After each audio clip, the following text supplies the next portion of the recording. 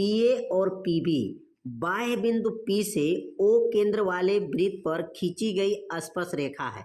यदि कोण AOB बराबर 120 अंश है तथा OA का मान 8 सेमी, तो पहला जो क्वेश्चन दिया गया है कोण OPA का मान ज्ञात कीजिए और दूसरा जो क्वेश्चन दिया गया है जीवा AB की लंबाई ज्ञात कीजिए। यहाँ पर दो प्रश्न हैं तो एक एक प्रश्न को जो है हल करके बताया जाएगा। यहाँ पर सबसे पहले क्या करेंगे, यहाँ पर चित्र को क्या करेंगे, बना लेंगे। चित्र बनाने के बाद क्या प्रश्न में दिया गया है, अब यहाँ पर दिया है इसको पहले क्या करेंगे, नोट कर लेंगे। तो यहाँ पे लिखेंगे दिया है, और क्या दिया है प्रश्न में, यहाँ पर दो स्पर्श रेखा दिया गया है। कितने स्पर्श रेखा है, दो स्पर्श रेखा यहाँ पर दिया गया है।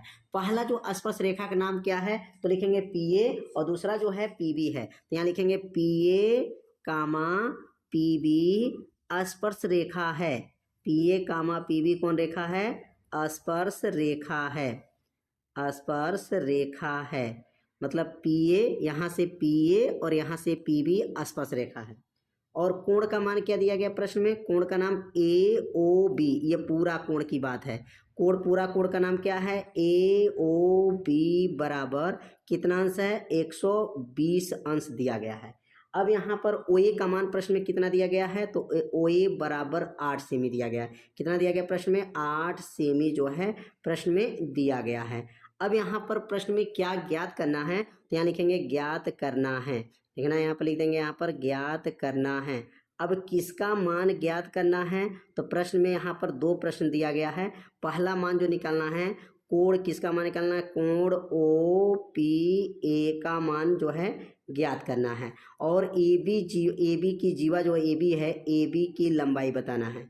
AB की लंबाई पूछ रहा है, इसमें दो प्रश्नवाचक जो है चिन्ह बनेगा, दो क्वेश्चन इसमें लगाना है। मतलब इसमें कोण OPA का मान बताना है और जीवा जो है AB की जो लंबाई है, ये AB है और AB की लंबाई ज्ञात करना है। अब यहाँ पे लिखेंगे, अब यहाँ पर हल करना चालू करेंगे कि यहाँ पर अगर ये कोण 120 है तो अगर इसका आधा कोण निकाला जाए, आधा 120 का आधा क्या हो जाएगा, 60 हो जाएगा। और आधा कोण का नाम क्या होगा, AOP, क्या बनेगा यहाँ पर, AOP। यहाँ लिखेंगे यहाँ पर कोण क्या हो जाएगा, AOP, यह किसका आधा हो जाएगा, तो कोण AOB का जो है, कोण AOB का आधा है। अब यहाँ पर आधा क्या हो जाएगा, 120 और 120 का आधा कर देंगे तो 120 का आधा क्या आ जाएगा, 60 अंश आ जाएगा।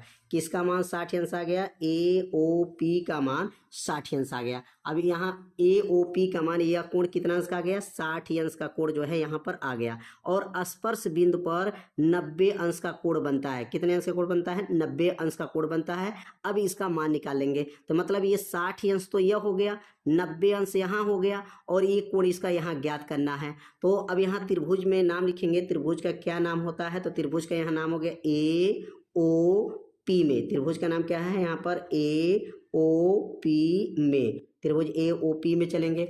अब त्रिभुज के तीनों कोणों का मान कितना होता है, तो लिखेंगे यहाँ पर त्रिभुज के तीनों कोणों का मान, या लिख लेंगे यहाँ पर त्रिभुज के तीनों कोणों का मान 180 अंश होता है। त्रिभुज के तीनों कोणों का मान, तीनों कोणों का योग कितना होता है, तो त्रिभुज के तीनों कोणों का जो योग होता है वह 180 अंश होता है। कितना होता है, 180 अंश।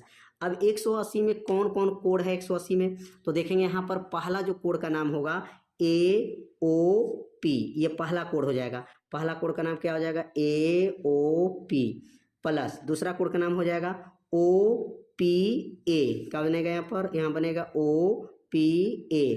और तीसरा कोण का नाम हो जाएगा PAO, यहाँ बनेगा, यहाँ बनेगा क्या हो जाएगा आपका PAO, बराबर क्या हो जाएगा यहाँ पर 180 अंश हो जाएगा। यहाँ त्रिभुज के तीनों कोणों का मान जो है 180 अंश है। और त्रिभुज कौन से त्रिभुज को लेके चलना है, तो त्रिभुज का नाम क्या है, AOP में चलना है। AOP में त्रिभुज के तीनों कोणों का मान 180 अंश है। किसका किसका मान निकल गया है, AOP का मान क्या है, 60 है। तो यहाँ लिखेंगे AOP का मान हो गया 60 अंश हो गया, प्लस हो जाएगा। और इसका निकालना, इसका प्रश्न में ज्ञात करना है पी ए का मान ज्ञात करना है, प्लस इसका मान 90 अंश होता है। क्यों होता है? क्योंकि स्पर्श बिंदु पर है और स्पर्श बिंदु पर 90 अंश का कोण बनता है। अब यहाँ 90 अंश लिख देंगे, बराबर क्या बनेगा यहाँ पर 180 अंश हो जाएगा।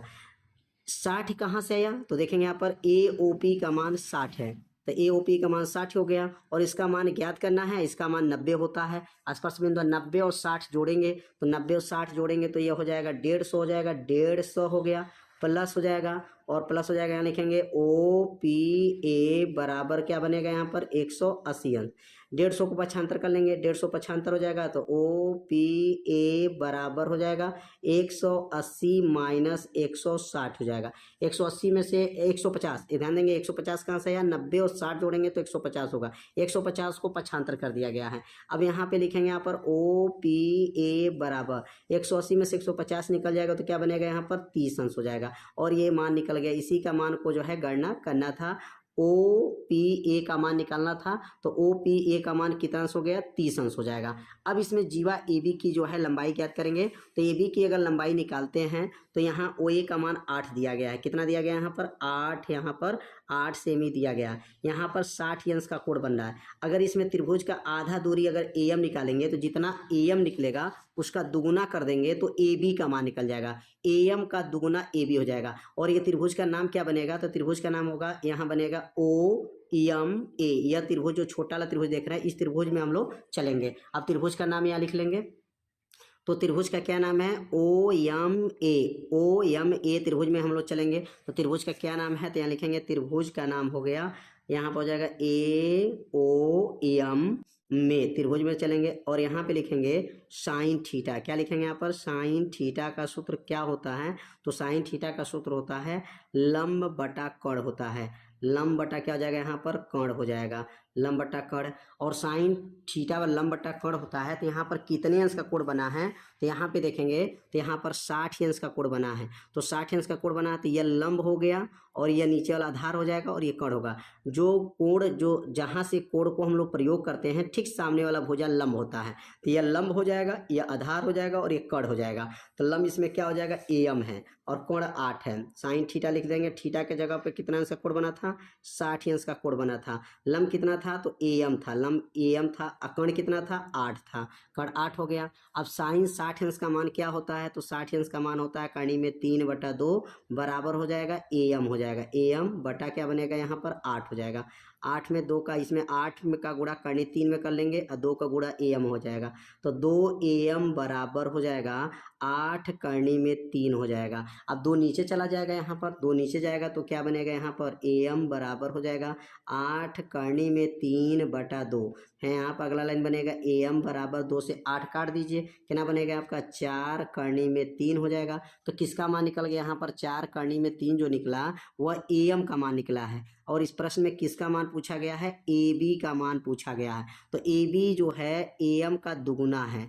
ए बी लिखेंगे यहाँ पर, ए बी जो है ए एम का क्या हो जाएगा? दुगुना हो जाएगा। कैसे दुगुना हो जाएगा? तो चित्र में देखेंगे, जो ए एम है, ए एम यह आधा और यह आधा, तो ए एम का दुगुना कौन कहलाएगा? ए बी कहलाएगा। तो लिखेंगे यहाँ पर ए बी बराबर क्या बनेगा? ए एम का दुगुना हो गया, 2 गुणे ए एम हो जाएगा। अब ए एम का मान कितना आया है? तो 2 गुणे ए एम का मान क्या है? 4 कर्णी में 3 है। 4 में 2 का गुणा करेंगे तो 8 कर्णी में 3, 8 कर्णी में 3 जो है यही इसका क्या हो जाएगा? आंसर हो जाएगा। इसमें 2 प्रश्न पूछा गया था, इसमें दोनों प्रश्न का मान निकल गया। तो उम्मीद करते हैं यह प्रश्न आप लोगों को अच्छे से समझ में आ गया होगा। तो एक नियम जो है त्रिभुज के तीनों कोणों का योगफल 180 अंश होता है, उस पर लागू करेंगे और एक साइन थीटा के सूत्र के सहायता से जीवा ए बी की मान की गणना कर लेंगे। तो यह प्रश्न आप लोगों को अच्छे से समझ में आ गया होगा।